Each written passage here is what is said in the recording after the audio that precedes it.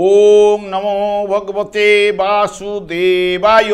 আজকের বিষয়টি গুরুত্বপূর্ণ হতে চলেছে, বিশেষ করে তুলা রাশি বা তুলা লগ্নের জাতিকাদের ক্ষেত্রে। দেখুন, আপনাদের রাশি বা লগ্নভাবে মঙ্গল গোচর ঠিক 13ই সেপ্টেম্বর আরম্ভ করেছে, 27শে অক্টোবর পর্যন্ত আপনাদের রাশিভাবে অবস্থান করবে। 3টি নক্ষত্রের মাধ্যমে কিন্তু রাশিটি অতিক্রান্ত করবে। এই মঙ্গল আপনাদের ক্ষেত্রে অর্থপতি গ্রহ এবং মঙ্গল এই জায়গায় অবস্থান করলেও ধনকারক গ্রহ বৃহস্পতি আপনাদের ঠিক ভাগ্যভাবে কিন্তু অবস্থান করছে।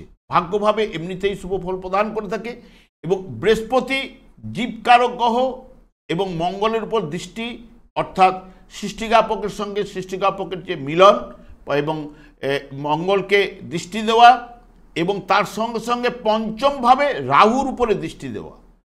এই যে বৃহস্পতি ধনকারক গ্রহ মঙ্গল দ্বিতীয় পতির উপরে এবং পঞ্চম ভাবের অধিপতি গ্রহের উপরে দৃষ্টি দেওয়া এবং পঞ্চমভাবে যিনি অবস্থান করছেন হচ্ছে রাহু, বৃহস্পতি নক্ষত্রে পঞ্চমভাবে অবস্থান, যেটি সাধারণত পার্থিব জগতে রাহু ভোগ বাসনা লোভ লালসা এবং যে কোনো ঘটনা হঠাৎ ঘটাবার জায়গা এবং অর্থপতির উপরে রাহুর দৃষ্টি দেওয়া এবং লাভভাবে শুক্রের উপরে দৃষ্টি প্রদান এবং বৃহস্পতির উপরে দৃষ্টি প্রদান, যেটি শুক্র পার্থিব জগতে যাবতীয় কী হচ্ছে প্রেম প্রীতি ভালোবাসা সৌন্দর্যতা এবং ইত্যাদি ইত্যাদি কিন্তু এখানে শুক্র কিন্তু নির্দেশ করে। এবং শুক্র এবং বৃহস্পতি নৈসর্গিক শুভকারক গ্রহ, এরা সাধারণত অর্থের জায়গাটা কিন্তু এনে দেয়।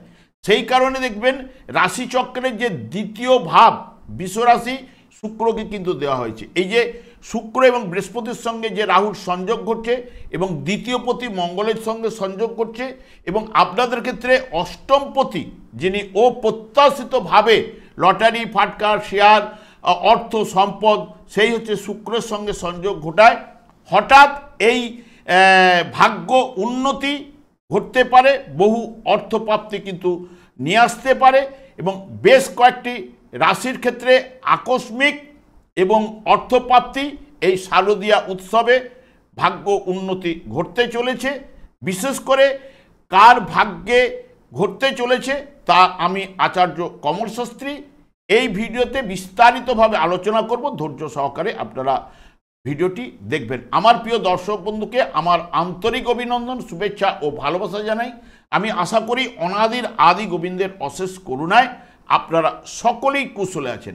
যারা লটারির টিকিট কাটেন তারাই কাটবেন, নচেত অন্য কেউ কাটবেন না এবং একটির বেশি দুটি টিকিট কাটবেন না। এবং বিশেষ করে যারা বিভিন্ন দোকান থেকে কিন্তু কাটবেন, কারণ একই দোকান থেকে বারবার টিকিট কাটবেন না, কারণ তার ভাগ্য কিন্তু আপনার ভাগ্যের সঙ্গে জড়িয়ে কিন্তু ভাগ্যের উন্নতি হঠাৎ লাভ বা আকস্মিকভাবে যে কোনো অর্থ আসার সম্ভাবনাটা ঘটাতে পারে, এইটুকু বলতে পারি। এবং বিশেষ করে দেখবেন যাদের এই যে রাহু মঙ্গল বৃহস্পতি এবং শুক্র এই চারটি গ্রহের দশা অন্তর্দশা যাদের চলছে বা এই গ্রহগুলি জন্মকালীন শুভ বলবান থাকলে তাদের ক্ষেত্রেই কিন্তু ঘটবে, এটা কিন্তু মাথায় রাখবেন। কারণ দশা অন্তর্দশা হচ্ছে আমাদের পূর্বজন্মের কর্মফল। যেহেতু পূর্বজন্মের কর্মফল অনেকে বলে আমরা পাই না, কারণ আমাদের পূর্বজন্মের কর্মফল সঞ্চিত থাকার জন্য এই মানব জন্ম লাভ করেছি। এই মানব জন্ম যখন আমরা লাভ করেছি, যখন ভাগ্যবিধাতা আমাকে এই ভূমিষ্ঠে যখন নিয়ে এসছে, তখন আমি যখন ভূমিষ্ঠ থেকে আলো বাতাস এই যে পঞ্চতত্ত্ব, অর্থাৎ এই যে ক্ষিতীয় তেজ মরুদ্বম, এই যে ক্ষিতীয় তেজ মরুদ্বম, এই যে পাঁচটা মেন যে শক্তি, এই পাঁচটা শক্তি হচ্ছে মেন শক্তি। এই যে সাধু সন্ন্যাসী এই শক্তি সঞ্চয় করে থাকে, এই শক্তির সঞ্চয় কিন্তু সাধু সন্ন্যাসী সবাই করে থাকে। এই যে জল তত্ত্ব আর পৃথ্বীতত্ত্বের মধ্যে যে সকল জাতক জাতিকারা টিকিট কাটবে তাদের ক্ষেত্রে কিন্তু 100% কেন 200% তাদের লটারির জায়গাটা দেবে। এই জায়গাটাকে বের করতে গেলে বহুত খাটনি রয়েছে, কারণ এই যে জল তত্ত্ব আর পৃথ্বীতত্ত্ব, এই যে আমাদের যে পাঁচটা তত্ত্ব, বায়ুতত্ত্বে কোনো যে টিকিট কাটবে তার লটারি টিকিট লাগবে না। এবং বিশেষ করে যে অগ্নিতত্ত্ব বা বোম তত্ত্ব সাধারণত 1 ঘন্টার মধ্যে 4 মিনিট থাকে এবং বিশেষ করে জলতত্ত্ব এবং পিতৃতত্ত্ব 36 মিনিট থাকে। এই যে জলতত্ত্ব এবং পিতৃতত্ত্বের মধ্যে যাদের টিকিট কাটার সময় ঠিক কাটবে তাদের ক্ষেত্রে কিন্তু ঘটনাটা কিন্তু ঘটে। এটা কিন্তু আমি আজকে তুলারাশি জাতক জাতিকাদের ক্ষেত্রে এই তত্ত্বটা তুলে নিয়ে আসলাম। একদিন এই তত্ত্ব নিয়ে আলোচনা করব, এইটুকু আমি বলতে পারি। কারণ এই যে কেন অনেক সময় দেখবেন আপনার যোগ থাকা সত্ত্বেও আপনি পেলেন না, বা কেন ঘটনাটা ঘটলো না, এর কারণ সবই লুকিয়ে থাকে, সেইগুলোকে জাজ করলে বেরিয়ে আসবে। তবে আমি যেটা নিয়ে আলোচনা করছিলাম, যাদের এই গ্রহগুলি শুভ রয়েছে, যাদের দশা অন্তর্দশা চললে তারাই কিন্তু পাবেন, না নচেত কিন্তু পাবেন না। আমি আচার্য কমল শাস্ত্রী প্রত্যেক বুধবার এবং শুক্রবার সন্ধ্যা 8:30 এই চ্যানেলে লাইভ অনুষ্ঠান নিয়ে উপস্থিত হই। ঠিক ওই সময় আমাকে ফোন করলে আপনারা নিজেদের ভাগ্য বিষয়ে জানতে পারবেন।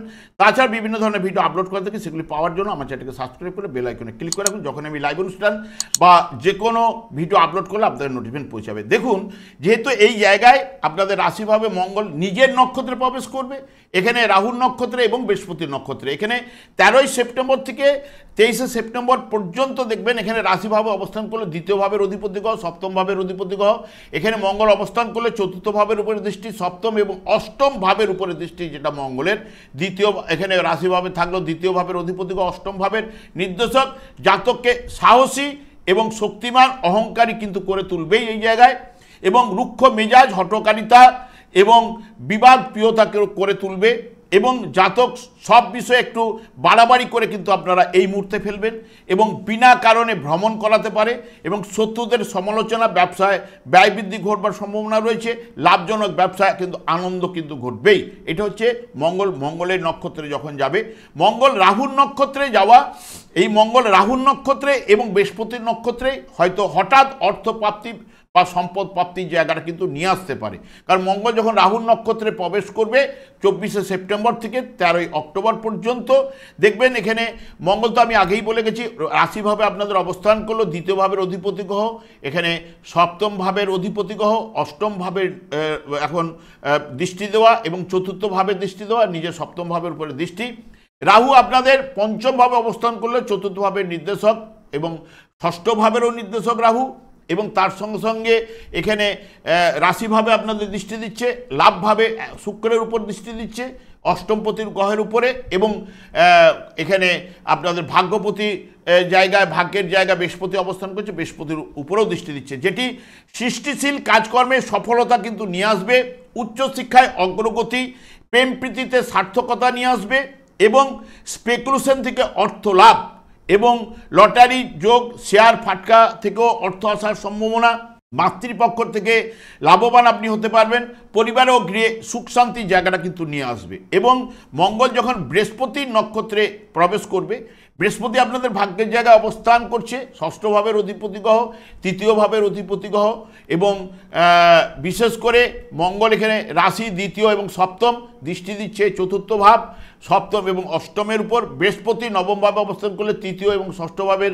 নির্দেশক, এবং এখানে রাশিভাবের উপরে দৃষ্টি, এবং আপনাদের তৃতীয় ভাব এবং পঞ্চম ভাবের উপরে দৃষ্টি কিন্তু রাহুর বৃহস্পতি থাকছে।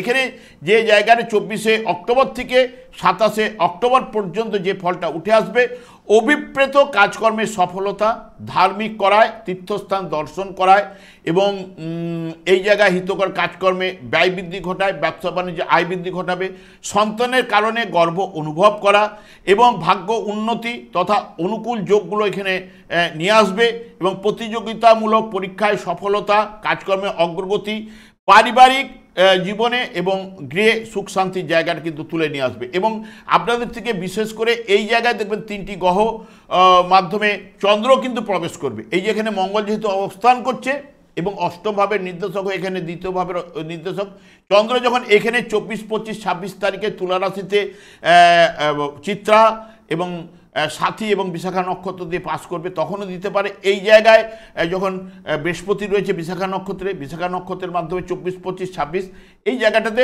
অনেকের হয়তো অর্থপ্রাপ্তি যোগ ঘটাতে পারে।